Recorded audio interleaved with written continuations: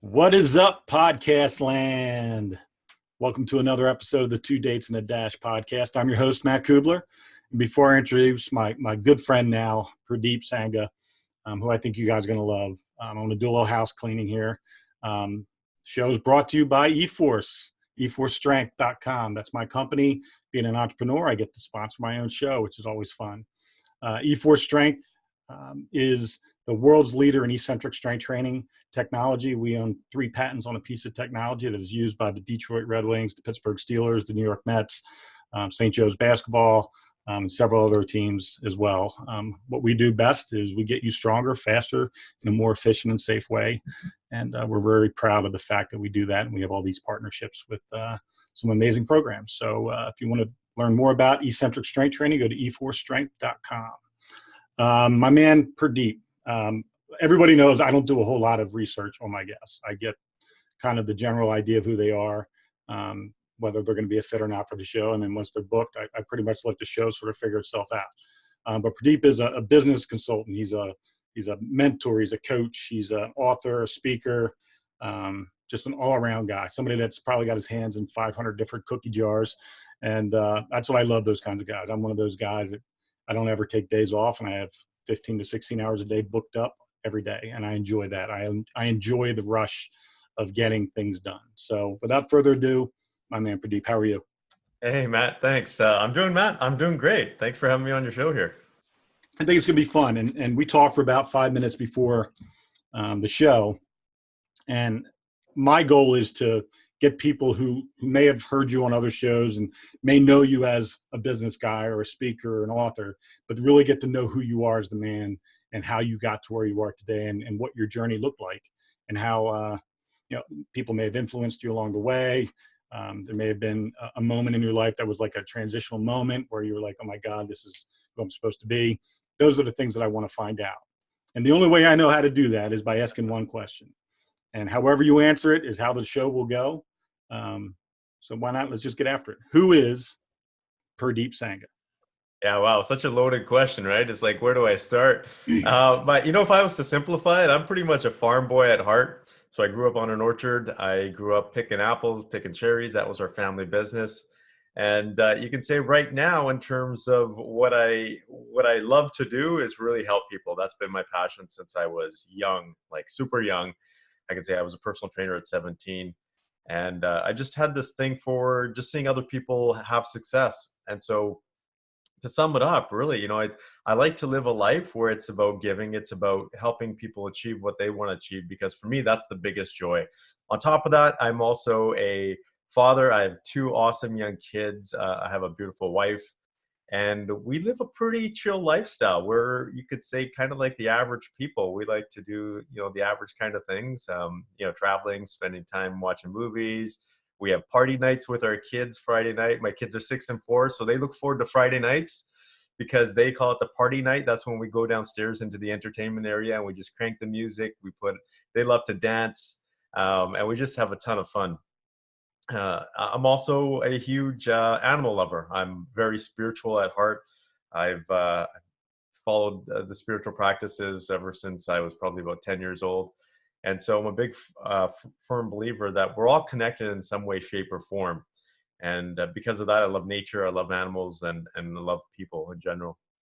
I love that. You touched on something that resonates with me. I've been in a servant role, personally and professionally, for the last 30 years.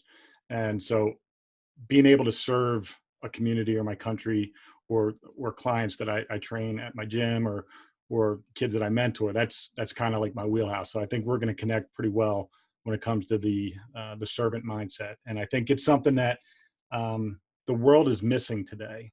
We live in a very information now, instant gratification type world. And when you serve someone, it's not instant, right? There's a process to serving. There's a process to seeing someone find success, whether it's in business or as a youth who's trying to figure out life or whatever the case might be. So I love the fact that that's the direction you went with your answer. So that's perfect. So tell me about, you're in Canada, first of all. I'm not going to hold that against you. You're in that country to the north, outside of Toronto. And let's talk about what it was like growing up. I'm assuming you grew up in Canada. You have the Yep. Canadian The accent, accent. better word. I'll And throw in a couple of A's for you. yeah, yeah. I remember what was that? Doug and Hoser. What was that? There was a movie back in the day, back in the '80s. Something North.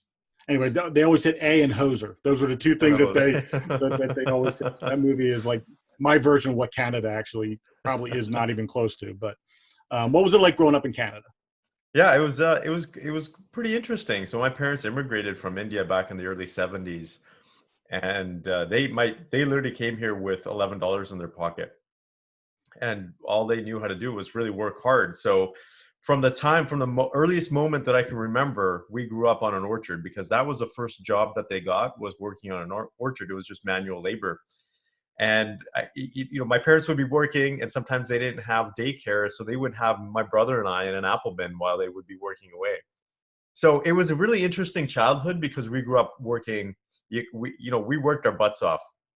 We had our first official jobs at 9 years old, and we were in the orchards working from 5 in the morning to late in the evening, in super hot weather in the summers and throughout the year. So while the average kids were going on family trips and summer vacations, not that we didn't do that, we spent majority of our time working. And so it was really interesting because we learned the work ethic side, because I saw my parents and they literally they did everything for my brother and I to create a life for us. And so we basically appreciated that, and so we took that work ethic on ourselves. But on top of that, it was really interesting because it was a very mindful environment, you can say, being out in an orchard and sometimes just working on your own. There's no one else around you for 10, 12 hours a day. You really get in touch with your own thoughts, and you really get in touch with nature. And talk about, we talk about technology and how everything is about now. It was a completely different, just a childhood growing up. And that's really what led me to what I'm doing today in terms of helping other people. But I kind of grew up in that state, and my parents literally said to me, they said, "Pradeep, we don't want you to struggle like we struggled. We want you to get an education." So like any typical, it was an Indian immigrant family. They were like, you got to be a doctor, lawyer, an engineer, right? Those were the three chosen paths. And so I kind of jumped into the academic path and followed that for a while until I got into the corporate world. So and that's you actually, my first question off of what you were saying was going to be about the immigration component of coming to a new country and figuring out, I can only imagine, my grandparents emigrated from Germany, but I can only imagine, especially coming from India to Canada, and then having to, I know very little about India as far as what the climate's like and whether or not they have orchards, but, coming to Canada and having, a laborer's job to start when you have nothing to begin with, and then having children and bringing them up through that had to be a difficult road for your parents. Definitely. And like I say, you know what, when I look back, it actually it's very heartfelt because they did work for our family. And so my mom, for example, when she was working, they were getting paid minimum wage too at that time. And so majority of her wages, like three-quarters of her wages, were basically would go to daycare, for example. And they needed to work just to make that extra little bit, just to put food on the table. And so they are the two hardest working people I know. And I just commend them for that. It wasn't easy for them. On top of that, they came in a time where there was a ton of racism. And so we were in a small town, predominantly white town. And so they were dealing with racism constantly. And I remember growing up as a kid, and I laugh now, but we got bullied all the time in terms of because we were Indian. But it made us tougher, obviously. But at that time, when I look back, I was like, wow, it was, being those days where it's like, okay, who's gonna throw a name at me? Who's gonna pick on me? Who's gonna throw me up against the locker because I'm brown? It was a really interesting upbringing. Now, your brother, who's older, you or your brother? So I'm older. So my By brother's, how much? yeah, about 2.5 years. So my brother passed away when I was 18, but he was 2.5 years Oh older wow. than me.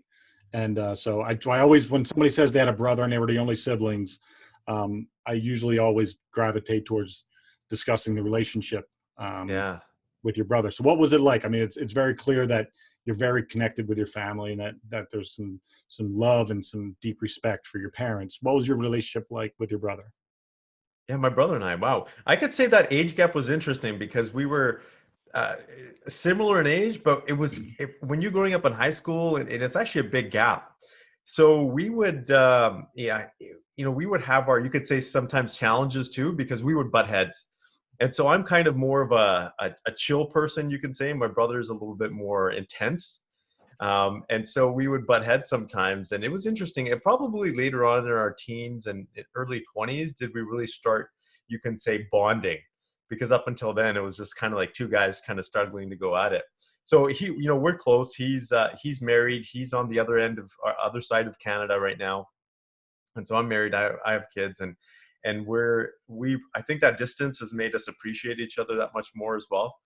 And so my brother, I have to say, is one of the best brothers. I not too long ago turned 40, and he arranged this whole 40th birthday party for me, trip with all my buddies, which I definitely needed at that time, because I would just go, go, go, go, go. And so he planned that all out for me, and it was great. So having a brother that you can kind of bounce ideas off of um, is always nice. And I feel for you. I'm sorry for your loss, because I can't even imagine what I would go through just not having him around. Yeah, it's not it's not advisable. Yeah, that's the reason why I do the show. It's the reason why it's called Two Dates and a Dash.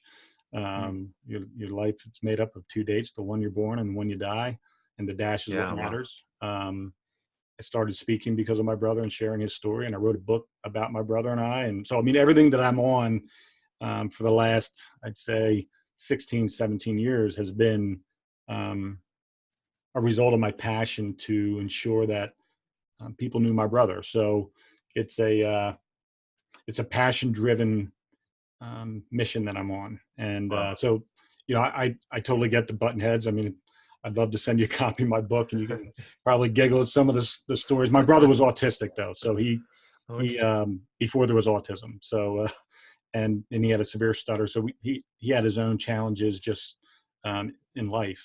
But as a brother, I was more the older brother by proxy, Wow. by Yeah. default. So even though he was 2.5 years older, so it was definitely a different type of relationship between my brother and I, but it was not any less loving or respected a relationship. It was just different than maybe most other sibling relationships are. So what's your brother do? I know you were saying how the Indian tradition is you become a lawyer, an engineer, or a doctor. What did your brother choose as far as a career?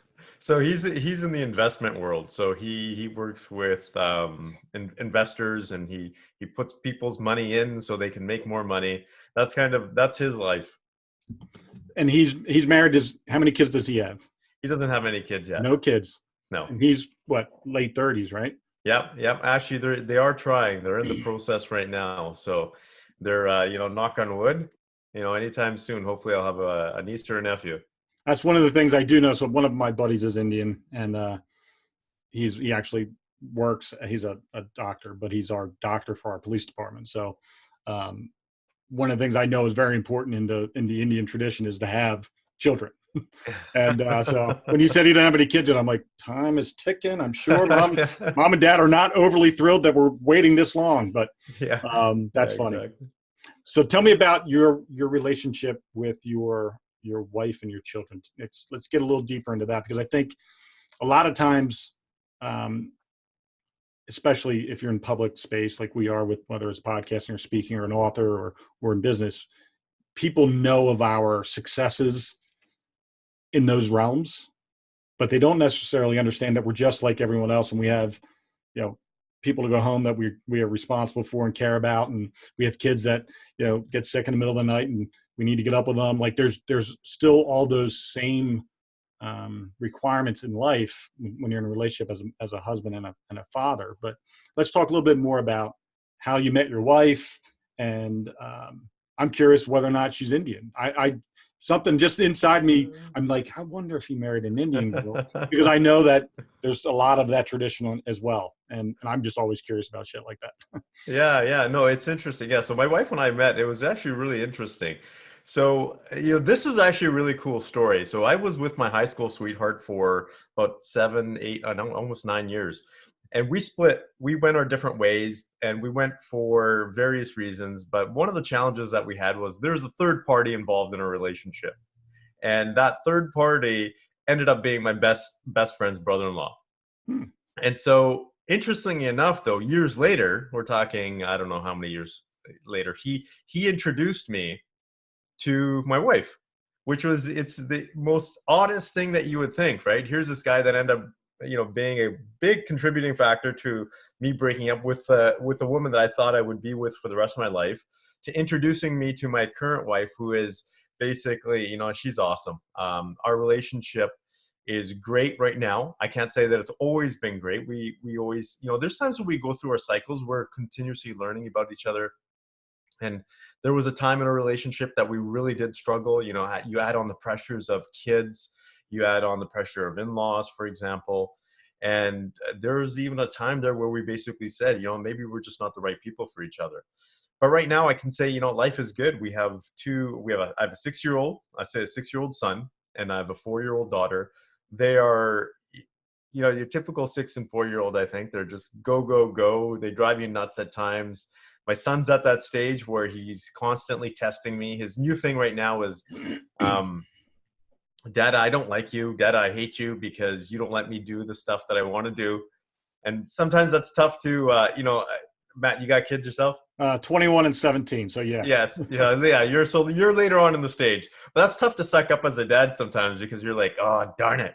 But then you have to kind of sit back and you say, you know what? No, I'm doing what's in the best interest of the kids.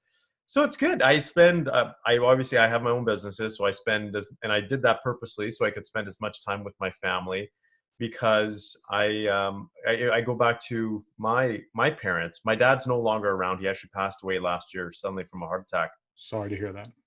Yeah, thanks. And that's actually a big reason why I do what I do. But our family was close because we had a family business. And so we spent a lot of time around each other and with each other. And our family wasn't perfect growing up with my parents, but we were still there for each other. We loved each other. And so I wanted to have that environment for my kids.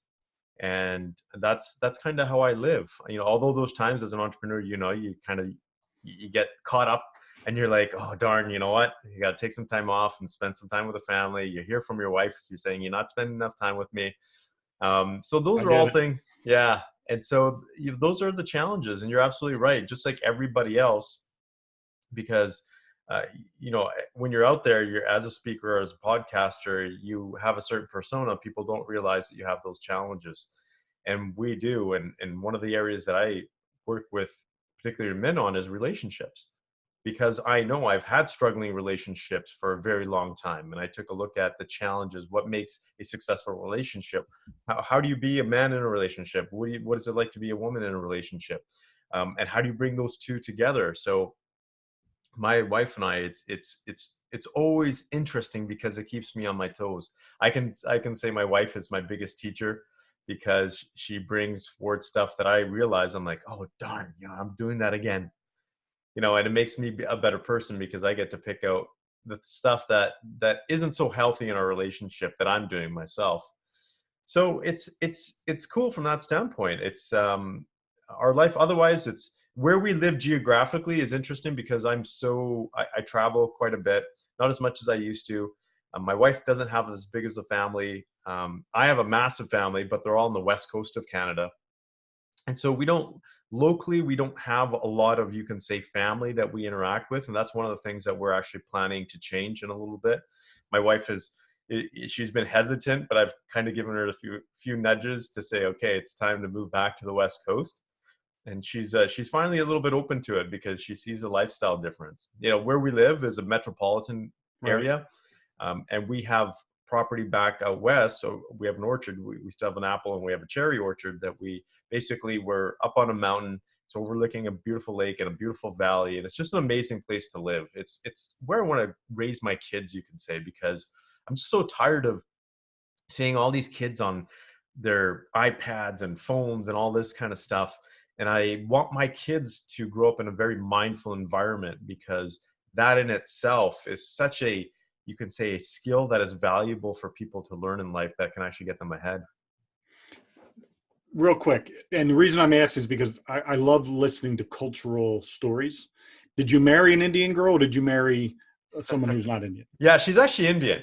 Um, Indian, I could say by color and by blood, but she's not your traditional Indian, you can say. Because I know So there's been a lot of my buddy married a girl from, I think she's from Sweden. My Indian buddy married a girl from Sweden. I know it created a lot of challenges in yeah, his family because of I mean, she's not Hindu, he's Hindu. Like there's a whole bunch of cultural issues. The wedding had to be, they had two weddings essentially back to back, yeah, like a 8-hour event. I mean, it was a full on day for this. And I loved it, but I'm sure it had to be stressful for him. yeah. That's why I was curious in your relationship, if you married outside of your race, was there issues with that? But if you said, even though she's Indian by blood, she's not necessarily as traditionally Indian as maybe she could have been. Yeah, no, and we have just a different set of dynamics just because, I have friends that have married outside and they have a different dynamic. But, my dad used to say sometimes, he's like, you know what? Sometimes, the white women are better than the Indian women. 'Cause, they come with different challenges, but it's, you might be better off. So I used to laugh at that. But, we still have our challenges because we have our, in all transparency, I openly talk about this. We have our challenges when it comes to in-laws because my family is a different.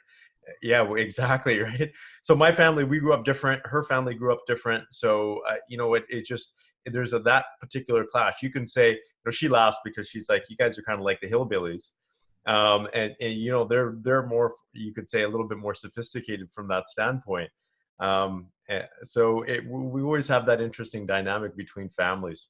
I think it's cool that you're openly talking about your struggles, not just with families and in-laws, but marriage and being a father, because that's all probably very helpful in the fact that you do that as a business where you help men in relationships. It would be kind of um, unauthentic if you didn't, but Yeah, it's tough for guys sometimes to talk about the shit that's in the closet.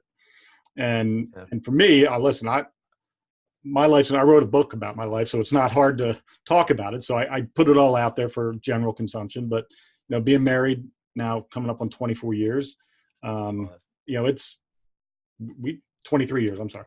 We've had a lot of struggles, mostly due to me, because I went through a depression period after my brother died when I was 18, and I didn't come out of that until I was 31, and I'd already been married for 4 years by then, and had a kid, and just had a lot of my own internal struggles that I was dealing with.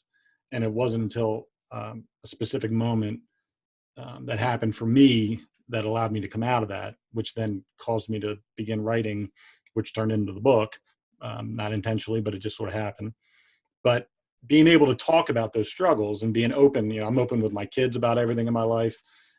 My wife obviously has been with me the entire ride, and um, it's not always easy being in a relationship. It's not easy being a parent all the time. I have, it's, I like talking to people that are willing to share the hard conversations. In our business, there's a lot of people that are out there um, putting out this image of excellence and success, and um, I've made it, and this, I can show you how, and I got 7 ways to joy or 10 secrets to happiness or whatever other way of saying the same shit repackaged somewhere else. That's out there today, and there's very few people that are willing to say every day I struggle. And yeah, it doesn't mean I'm not good at what I do. It just means that I'm in the same boat as you are. I just happen to have figured out some ways to get through some of those things. And I like that's what you're willing to do here with a guy you met 17 minutes ago. yeah. So No, I that's appreciate it. impressive. Yeah, I appreciate that. That's because that's my whole mission in terms of the work that I do. Because I openly say this, it's not that I don't struggle. I've just struggled enough where I have the strategies to get back on track faster Mhm. than the average man. The reason why I do what I do, I'm so passionate about this, Matt, is because I grew up in a really interesting dynamic. We really haven't touched on that, but we had our grandparents live with us. So my grandfather was from India. He immigrated over as well, and he was in the Indian British Army for 30 plus years. So he came over, and you could say he taught me how to be a man because he was very educated, but he was very, you can say, firm from a man's perspective, very spiritual man as well, which was really interesting. And he taught me a few things. He taught me things like, your word is your bond. And this one other thing that really resonates with me, and I still remember it like it's yesterday. It's like, people can take your education, they can take your clothes, they can take your home, they can take your money, they can even take your family members away from you. They can't take away your values, because he's seen that. And so I grew up with very predominant men. It's funny you say you're a cop. My dad actually was a cop in India for 7 years before he immigrated over. And so my dad, if I was to say why I do what I do, is because of my dad, because my dad was such a, you could say, a presence. He would walk into a room and it was just like, man, he's in the room, because he just had this manly presence about him. But my dad was also the most loving person you could ever meet, the most open person you could meet. And he himself faced so many challenges, first coming over as an immigrant with next to nothing, leaving his entire family back in India because no one was over here, and sending money back when he first started working. Like, he was working minimum wage with my mom. They were sending money back for his family in India. And so I can't even imagine what that would be like. And then eventually starting his own business and getting into that, he had a lot of struggles. And because of that, he faced challenges with alcoholism. So and sometimes it wasn't pretty. And I very openly say this because my dad was an awesome guy. He taught me so many things. And then there was a side to him, which was just like, when he would drink to a certain point, it's like, okay, watch out, go run and hide or whatever it is. But I learned at a very young age how to manage and how to work with him through those times. And it was something that I started learning when I was probably 8 or 9 years old, because I was the only person in the household that could actually calm him down. And I would sleep with him because I would be the person that would actually be able to, get him to just sleep and not bug anybody else and not get to that point of expressing his feelings, because he had some internal challenges that he wasn't able to deal with. So when you say, we have to be open and honest, this is a reason why I help. And I work specifically with men, is because I know those challenges that they're facing. I know what it's like to be an entrepreneur. I know the challenges that you go through in a relationship, because sometimes you're not getting what you want. And then you put on the money factor and all these other things. And I can tell you, because I work with men day in and day out, that 9 out of 10 men are struggling in some way, shape, or form. And we're taught as men that we got to work through it. We have to bust through it. We have to be persistent, which we do. That's what men are meant to do. But we have to be smart about it. And when there's a time when we say we need to get help, and that is the most important thing. And there's not a lot of resources out there for men. There's a lot more happening now. And I'm glad and I'm happy to see that. But the passion that I have is really drawn from my dad, because I look back and I say, because my dad died from a heart attack, and the heart attack was a result of his drinking. He had diabetes. And so I always look back and say, what would my dad's life, what would it have been like had he had a mentor that had the skills that I have? How would that have changed his life? Because he wasn't as educated as he could have been. He didn't have the resources, because it's not like he could speak English, but not well enough for someone to talk to him from a counseling perspective. So he just didn't have the resources available to do it. So that's my main passion, is because I see what guys are challenged with, and then that impacts them in their relationship, and that impacts the way they are as a father. And I'm a firm believer, especially with, you can say, the lack of leadership that I see in men these days is a challenge for me.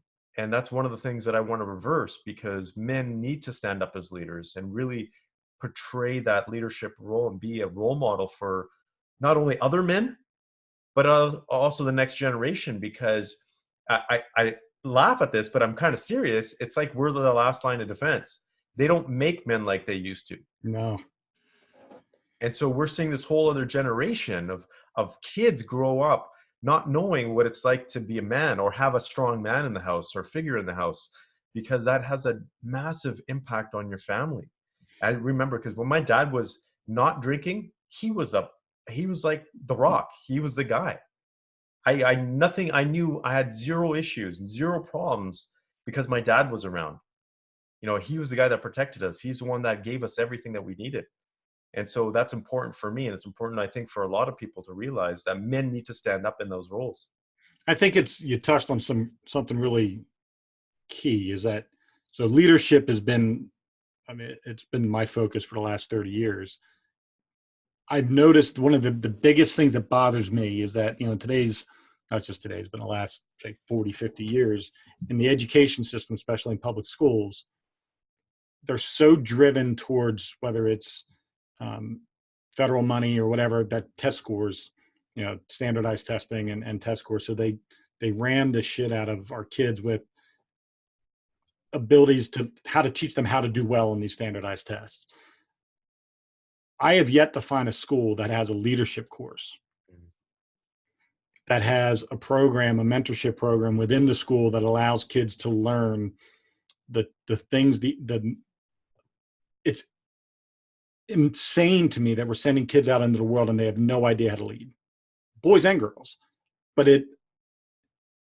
there's zero identifying of the fact that that's keeping people from finding success.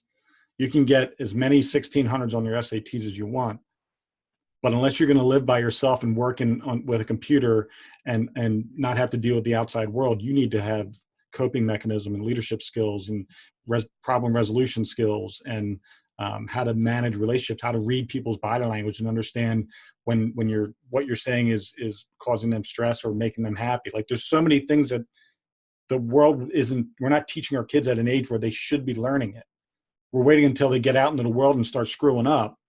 Then all of a sudden they're looking for somebody like a Purdeep to unfuck them, because they're like, how do I get back into like being normal? And it's impossible to me to fathom that we're not allowing that process to start at an age when kids' minds are being molded.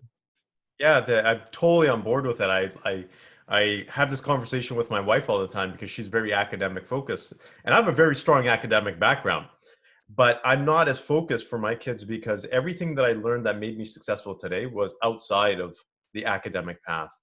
And so I think people just, those three basic skills in terms of how to manage yourself, basically, how to manage your own emotions and your own mindset, how to manage money, and how to manage relationships. Those are the top three things in life. And most people aren't taught that in school. They don't learn those skills. And so I'm totally on board with you. I think at some point in time, I'm hoping that the school system just gets a complete overhaul and they start taking a look and saying, let's give these kids real world skills. I don't hold out a lot of belief in that, because I don't see how the government is going to be willing to deviate from what is currently. It's just, there's just too many hands there. But one of the things that I find it embarrassing, because we're sending these kids out, schools by themselves are exclusionary.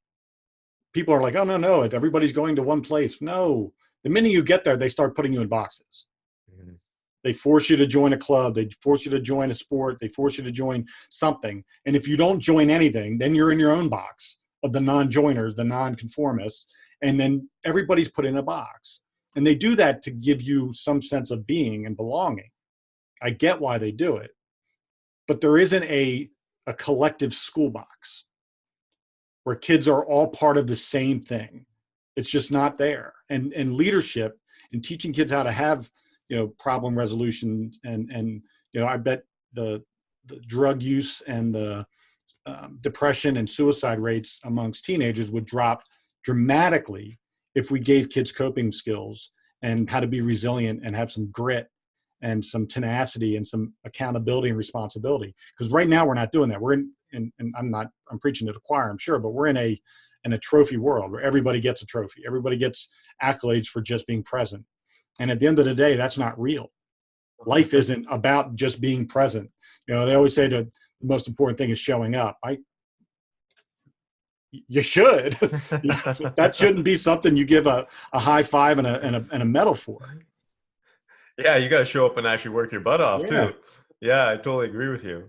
Yeah, my wife and I just had this conversation about 2 days ago. We were laughing because I was talking about one of my employees that basically I had to let go, unfortunately.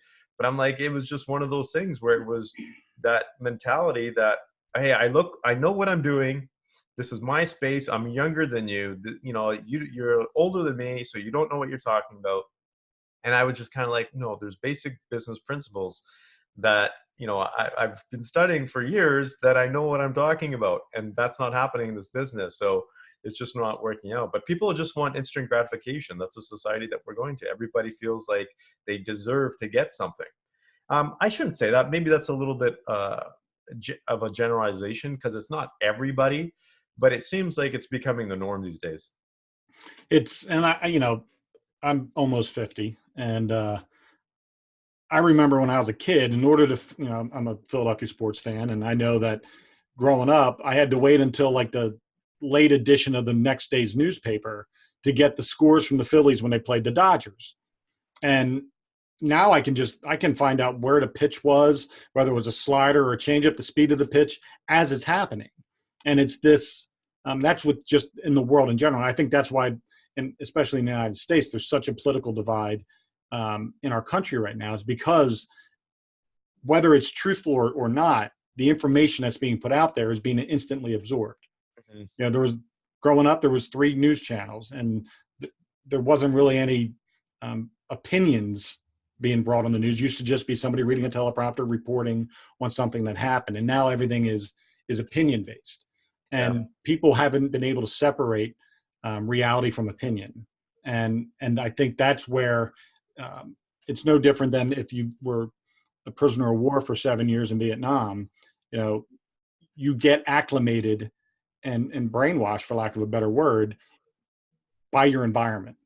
Yep. And the adaptation of the human mind is amazing. People don't pay attention, but it's actually happening every single day. I have a friend of mine that moved to the West Coast, and total East Coast mentality. Everything's fast, everything's moving, no patience. Within a year, she's hanging out on the beach and not a care in the world, and doesn't care whether anything happens or not. It's just, you adapt quickly to your environment.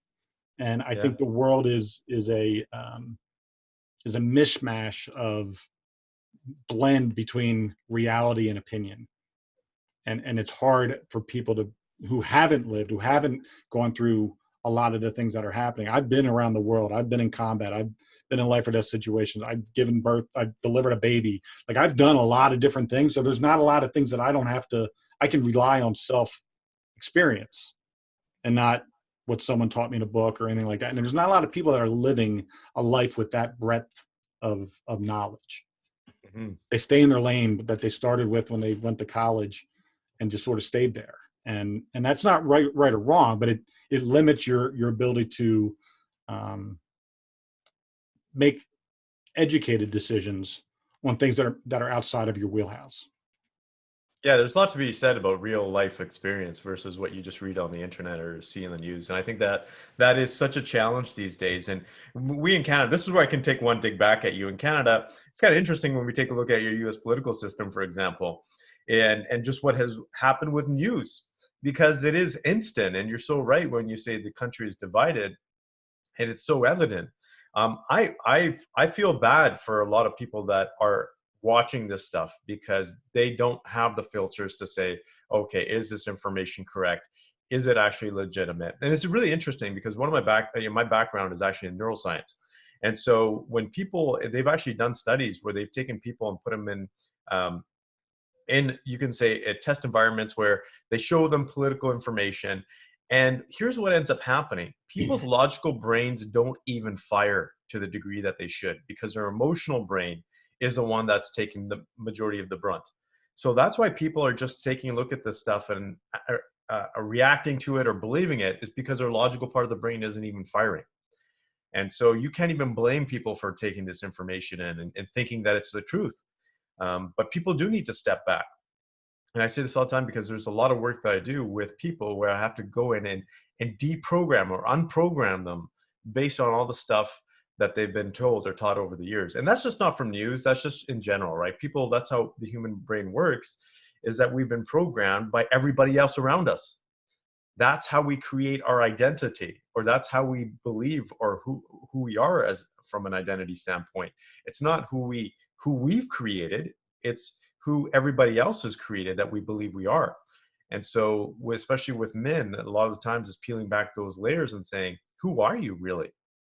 And what is the information that you're taking in? Because is it actually legitimate? Like, are you actually, if your wife is telling you something, are you actually taking it in and actually absorbing it and making that part of who you are? Or are you just saying, okay, this is someone else saying something to me. Yes, I do need to take it in and understand what she's saying. But if she says that I'm a jerk, am I truly a jerk, for example? Or did I just have one instance where maybe I didn't do the thing I should have done and she's put that characterization on me? So people need to develop those skills. And I think that goes back to what you were talking about, is have those skills developed at a younger age, because it would serve them that much more as they grow older. It's, for me, I mean, my passion's kids. So that's where I've spent almost all of my time as a coach, a mentor, in my gym business, as a father, is working with kids and trying to help develop, understanding who they are, what their strengths and weaknesses are, understanding where they have their best chance of success in their current state, and where the future may lead them as far as pursuing college or military or business or whatever the case might be. And I'm curious on your opinion with your own kids. My wife and I made a decision, and even though we struggled at times in our relationship and had some ups and downs, we've always been very unified on our approach to parenting and what our goals were to from the time the kids were born until now. I have one that's going to be graduating college in May and one that's a junior in high school. So our vision was that we will provide the best example, the best version of us as the example for our children to emulate, so that when they are moving out into the world on their own, they have enough of a knowledge base of what is proper and what is right and what is true. As you said with your grandfather, your values, who you are as a person. I always tell my son, your last name is Cubbler. You represent a lineage of that name. Mm-hmm. Do not mess that up. And that's kind of his mission in life, is how do I ensure that when I pass, and this is my own personal goal, is when I die, I want a room full of people to stand up and say, Matt Cubbler was a good man and he did things that were amazing in this world and he helped people. And I want my son to have that same value ending. I want you get to write your story. That dash is important. You get to pick and choose your paths and your decisions. And the decisions you make aren't always final at the moment, but could be. There's some things that you do in life that are definitely final. They are decisions that you can't take back and will always be there. And then there's some that are, you can adjust and make course corrections and do all that stuff like we do in business. But it's important to have that value of who you are and where you're heading. And with our kids, my wife's been a stay-at-home mom. She's a school teacher by trade, and she's been a stay-at-home mom since, for the most part, for the last 21 years. And we've had to have financial struggles because of that, and make decisions based on the fact I'm the single income earner in our home and I got to work extra hours. But all these things were built into our plan. What is your process for raising your children as far as today and where you want to see them go? Yeah, it's really interesting because we try to take it day by day. We have a plan, but we don't have a long-term plan because, as you know, with plans, sometimes they just never work out. So what we've tried to do is really live in the present day moment and take it for what it is, because our children and the biggest thing I want for my kids is I want them to be able to have their childhood and actually be raised as kids and have fun and do the things, but also have those values that we instill in them. And so my wife and I, it's a really interesting combination because my wife has similar but different values than I do. So we kind of bring together this unique experience, you can say, for our children. And I think for the most part, it's of benefit that they see two different sides. Like my side of the family is different than my wife's side of the family. Here's what we agree on, though, that the kids need to be educated from the standpoint of learn how to learn. Mm-hmm. So that's what school is good for, is to help people learn how to put in a little bit of work ethic, how to be disciplined from that standpoint. My wife and I somewhat disagree on terms of the academic path long term. For example, my wife wants them to be, you can say, academics long term, like maybe potentially get their master's, a PhD, whatever it is. My wife's super educated. I have my MBA as well, but I don't believe it's a success for the future. I don't believe that that's absolutely necessary. I'm more focused on the real life skills in terms of How do you work on your mindset? How do you have emotional intelligence? So those are the things that I work with them on particularly. And the biggest thing that we try to teach our children, most importantly, is to be contributors to society, how to be basically how to have empathy for others, and realize that this is a complete ecosystem of human beings, nature, and animals, and that we need to respect everything. Because if we don't respect the world around us, we're not going to be able to live here very long. I think if my children grow up being happy and being successful in terms of whatever success means to them, I'm happy. That's the biggest thing. I don't want to pigeonhole my kids into saying, you need to make X amount of money or you need to have X amount of education, because I see a lot of people these days that have a ton of money, or they're doing certain things, like they have success on the surface, but they're not happy inside. And so that doesn't mean anything for me. I think when I look at my kids, I just want to look at them and say, they're happy. That's the biggest thing, because I'm a firm believer that we live this life once and we live it for one particular reason, is to live life to the fullest. And if we're not living that ourselves as parents, then how are children going to learn how to do that? And I think that's one of the things that I see so many people, and you obviously, you know this, you work with children, but we see depression, anxiety going up in children. We see it going up, the rates increasing in men, for example. You know, people say that life is getting better. Yes, in a lot of third world countries, life is getting better. But for places like North America, for Canada and US, I don't know about you, but I'm not seeing people any happier than they were before. No. In fact, I'm seeing the complete opposite. And I think a lot of that, you know, there is something to be said about being dumb and happy sometimes. You know, people that live in their, my mom, and I'll give you, my mom is the single greatest human being to ever walk the face of the earth in my world. But she's lived in a bubble. In her mind, you know, the world, everybody's going to have a Coke and a smile. There's rainbows and unicorns, and can't we all just get along, kind of thing. And I've seen the other side of that. And my experience is I don't want them to taint my mom's opinions. And because my mom's lived a very happy, successful, she was a 35-year educator. She's impacted thousands of kids' lives, and she can recite Shakespeare and Beowulf and all these other things, which I never read. I just sort of faked my way through it. And she's that person that doesn't really understand the breadth of the world. She just knows the one that she's experienced. And she's happy just being there and not knowing the dirtiness of the world and the ugliness of the world, and how certain civilizations and countries live on a daily basis. I mean, I've been in Afghanistan and Iraq and Kuwait and Saudi Arabia. I've seen someone get beheaded. I've seen someone get stoned. I know what happens. My mom doesn't need to know about that stuff to be happy. You know what I'm saying? Sometimes knowledge isn't always a determinant of happiness.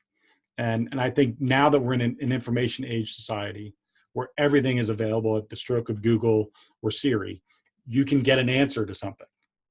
And you can become educated if you ask the right questions.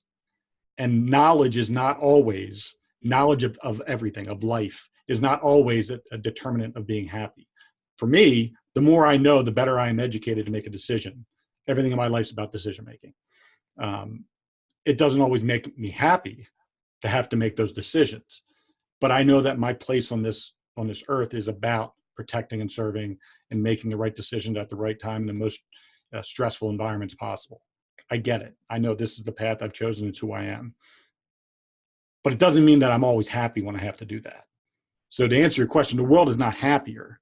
It's just information is more readily available, which can ebb and flow someone's serotonin or melatonin in the brain and cause joy or fear. And that's just the way the world is anymore. And I don't know if that's a good thing or a bad thing. But I preferred to hang out with my mom. It's a lot simpler. Yeah, it's nice to hang out with people that just have good attitude these days. I think that's one of the things I crave, and I'll spend time with people that have a good attitude, and I don't spend time with people that don't. I personally believe that. You know, I like living in a positive state, and I think that's the most important thing, because again, from a spirituality perspective, even from a physics perspective, because this has been proven, we're all basically forms of energy. And so if you have negative energy around you, you're going to consume that, and that's going to be part of who you are. And so I think that's important. So, it's one of the things, especially when it comes from a spirituality standpoint, is our world is the one that we live in. And so you're so right. There's people that travel the world physically, and that becomes a world. There's people that just have really lived in one home their entire life, and that's their entire world. There is no one better than the other. It's just, is it fulfilling you in life? And I think that's the most important thing. I think that's probably the best way to explain it. Is it fulfilling you? And so I'm always in 500 directions. It's just the way my brain works. It's the way I crave activity. I'm easily bored.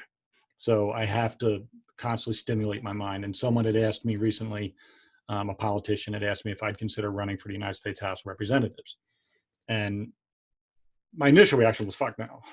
Like, I don't want to. But then, of course, I have opinions. I have political thoughts. I pay attention to the world, and more so because I have to make decisions, and I have to know all different sides of things in order to be able to either understand where someone else is coming from, or whatever the case might be. So I spent, and this goes to your point of happiness and being fulfilled and energy.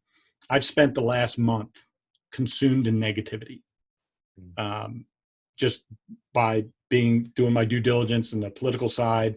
I got brought into a situation with a buddy of mine who was the commander of SEAL Team 4, was killed in 2012. And it turns out he didn't commit suicide. He was probably murdered. And there's some other deeper stuff that's coming out of that that's taking up a lot of my energy. So to answer your question, while I am normally in a very positive state, but because I'm consumed with this energy of negativity and darkness and muck, that it has changed my happiness level. And so, I mean, that's all real. I get it. And I know I'm there. It's not like I know how I got there too, which is, I think, to your point earlier, you struggled, but you found ways to get out of that struggle a little bit easier than maybe other people have. And that's kind of where I'm at. I know how to get out of this, but I'm sort of stuck in here for a little bit because I have to be here. And it's not necessarily making me happy. Yeah, and I think that's the biggest thing. And then there's precursors as well. You find out, or you start to figure out before you actually get into those states. And I think that's the biggest thing. When people say, "Oh, how's that person more successful?" or "How's that person having a better life?" I think it really just comes down to everybody gets knocked off the horse. It's how fast you get back onto it. Agreed. And so I think that's the biggest thing, and that is just a skill. It's a skill that you learn through experience. Sometimes you learn it through a coach or a mentor or whatever that might look like. But everybody has crappy times, and you just got to get back onto it. And there's times, I take a look when my father passed away, for example.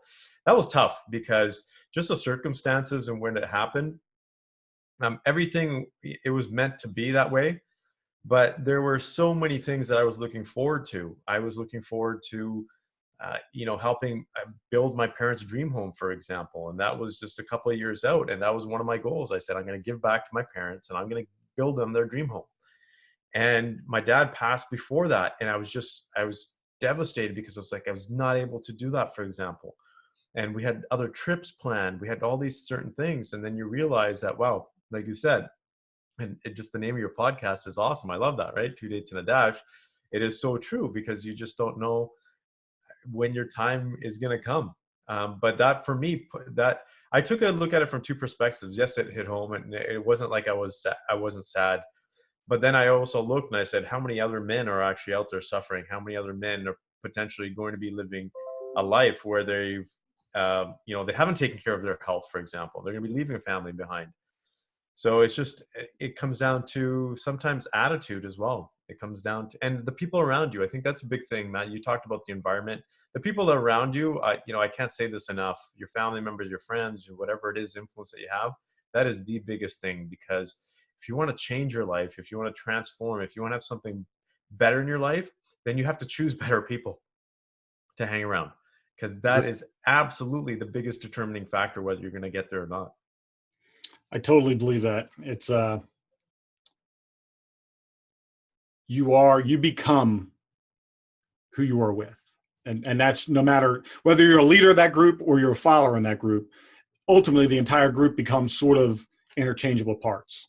One just stands out more. It's just the nature of pack mentality of life. And, it's, people, I love watching the videos where, a wolf adopts a baby bear cub and, like, the baby bear cub thinks the wolf's its mom and that they live happily ever after in this. Well, that bear doesn't know he's a bear. He thinks he's a wolf now. What I'm saying? Like, so it's that adaptation component of just how the brain works, even if it's not a human brain.